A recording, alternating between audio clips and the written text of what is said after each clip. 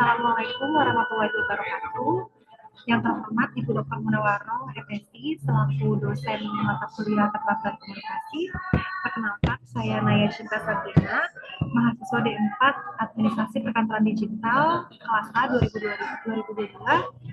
Pada kesempatan ini, saya akan mempresentasikan materi mengenai keterampilan komunikasi dengan fokus pada strategi komunikasi dan penerapannya dalam konteks organisasi. Strategi komunikasi adalah rencana sistematis untuk menyampaikan pesan dari organisasi ke audiens dengan cara yang efektif, menggunakan metode dan media yang tepat agar tujuan komunikasi bisa tercapai. Dengan strategi komunikasi yang baik, organisasi dapat menyatukan visi antar karyawan, mengurangi miskomunikasi, meningkatkan efektivitas pengambilan keputusan, dan membangun budaya kerja yang sehat dan transparan. Namun strategi saja itu tidak cukup, namun kita perlu mengetahui bagaimana merencanakan secara efektif. Next. Perencanaan strategi komunikasi yang efektif dimulai dari 4 tahap.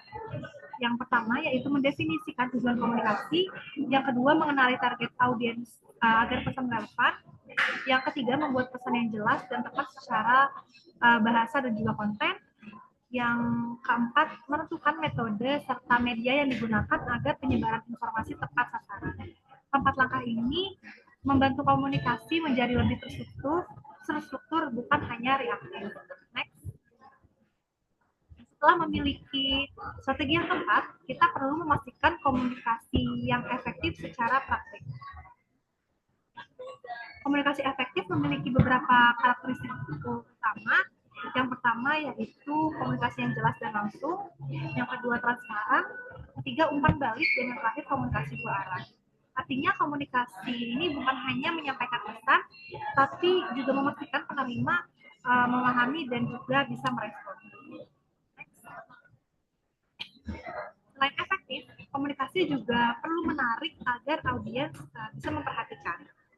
Komunikasi yang menarik meningkatkan perhatian audiens, membuat pesan lebih mudah diingat dan juga mendorong partisipasi untuk aktif. Hal ini bisa dilakukan melalui storytelling atau narasi, lalu visual yang variatif, elemen emosional, dan juga pelibatan audiens dalam proses komunikasi.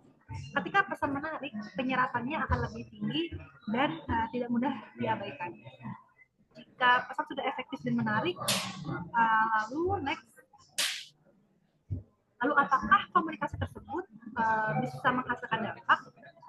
Komunikasi yang efektif dan berdampak bukan hanya jelas dan juga menarik, tapi juga bisa menghasilkan perubahan nyata.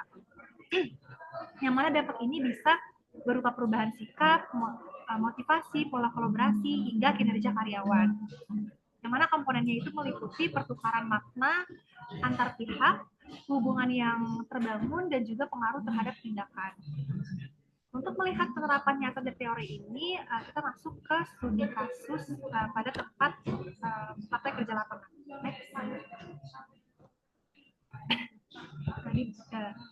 Untuk case study di sini, yaitu pada Departemen Corporate Secretary terdapat 3 divisi dalam satu departemen. Namun dari salah satu divisi tersebut bekerja di ruangan yang terpisah sehingga alur informasi tidak sesuai real time. Akibatnya pernah terjadi kasus duplikasi tugas di mana divisi Active Library membuat ulang laporan manajemen risiko yang sebenarnya sudah disusun oleh divisi Public Relations. Hal ini terjadi karena tidak ada koordinasi dan media komunikasi formal yang memastikan pembagian tugas tersampaikan dengan jelas. Lalu bagaimana kasus ini jika dianalisis menggunakan konsep strategi komunikasi yang tadi sudah saya bahas? Di sini jika dikaitkan dengan 3 konsep utama, yang pertama strategi komunikasi efektif. Di sini kaitannya adalah tidak adanya koordinasi formal yang membuat informasi pembagian tugas tidak tersebar ke seluruh divisi.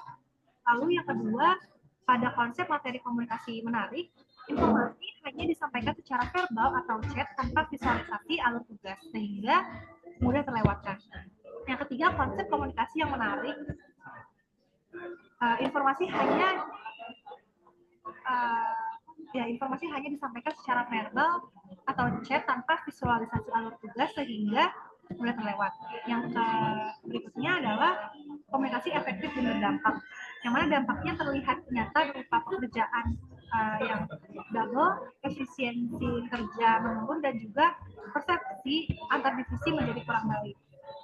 Hal ini menunjukkan bahwa strategi komunikasi bukan sekedar penyampaian, tapi bagaimana informasi bisa dipahami dan menimbulkan tindakan yang tepat. Next. Dari materi ini kita bisa melihat bahwa komunikasi dalam organisasi harus direncanakan dengan strategi yang jelas, disampaikan dengan cara yang menarik, dan juga harus menghasilkan dampak nyata terhadap perilaku dan kinerja. Kasus yang terjadi pada corporate secretary menunjukkan bahwa miskomunikasi bukan sekadar masalah informasi, tetapi struktur dan strategi komunikasi yang belum optimal. Dengan memperbaiki kanal informasi, dokumentasi, dan juga koordinasi lintas divisi, komunikasi bisa lebih efektif serta mendukung tujuan organisasi. Demikian paparan dari saya. Terima kasih. Wassalamualaikum warahmatullahi wabarakatuh.